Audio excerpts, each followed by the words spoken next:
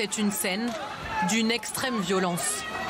Samedi à Paris, en plein cœur de la manifestation, une vingtaine de militants d'extrême droite s'en prend à des manifestants du nouveau parti anticapitaliste.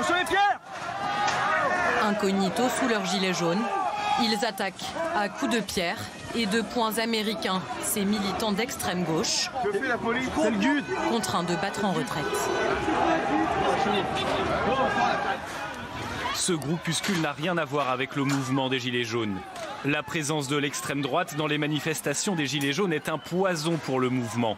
L'agression que nous avons subie visait à casser la manifestation, à l'affaiblir et fait bien évidemment le jeu du pouvoir. Tous ensemble, c'était pourtant le mot d'ordre au départ du cortège parti quelques heures avant des Champs-Élysées. Au total, 3 parcours et 4000 gilets jaunes à Paris, 2 fois moins que la semaine dernière. Arrivé place de la Bastille, la situation dégénère. Des casseurs affrontent la police.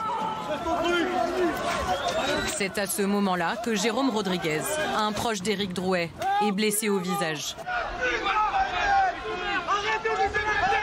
Assez pour faire ressurgir les tensions au sein même des Gilets jaunes. C'est les CRS qui ont commencé à gazer et à balancer de l'eau. Mais me dis pas le contraire, j'y étais, putain, j'étais en première ligne, je m'en suis pris plein la gueule. On est passé donc devant l'Assemblée nationale, ils ne voulaient pas nous laisser passer devant l'Assemblée nationale. Donc on arrive à manifester sur les lieux symboliques, mais après il faut savoir l'arrêter. Et quand on ne sait pas l'arrêter, la manifestation ça dégénère.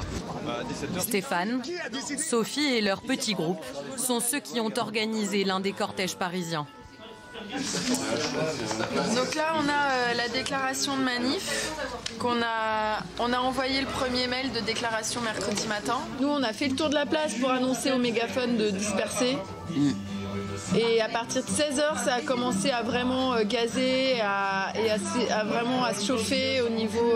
Tous regrettent les violences de certains gilets jaunes. On a informé tous les manifestants qui étaient là qu'à partir de 17h, c'était la fin de manif, qu'on s'était engagé auprès des forces de l'ordre pour appeler à la dispersion dans le calme.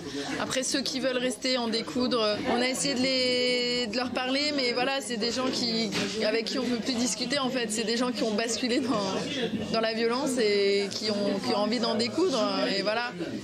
On va regarder République, comment ça se passe. Au même moment, d'autres ont convergé vers la place de la République pour la fameuse nuit jaune. Un appel lancé sur les réseaux sociaux par Thierry-Paul Valette. C'est pas une manifestation, oui, c'est plutôt un rassemblement pacifique, dans le calme, pour être entre nous, pour échanger. C'est aussi une manière de se réapproprier le grand débat national qui nous a été un petit peu volé par Emmanuel Macron avec son marathon médiatique auprès des maires. Mais en à peine 2 heures, le rassemblement qui se voulait être une réplique de Nuit debout est balayé par les forces de l'ordre. Dès 19h, la nuit jaune devient nuit noire.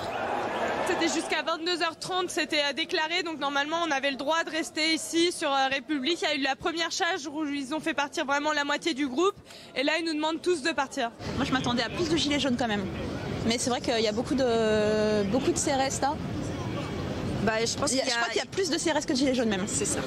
Mais après on essaye un petit peu toutes les stratégies en fait. Je pense que si c'est pas celle-là, ce sera une autre.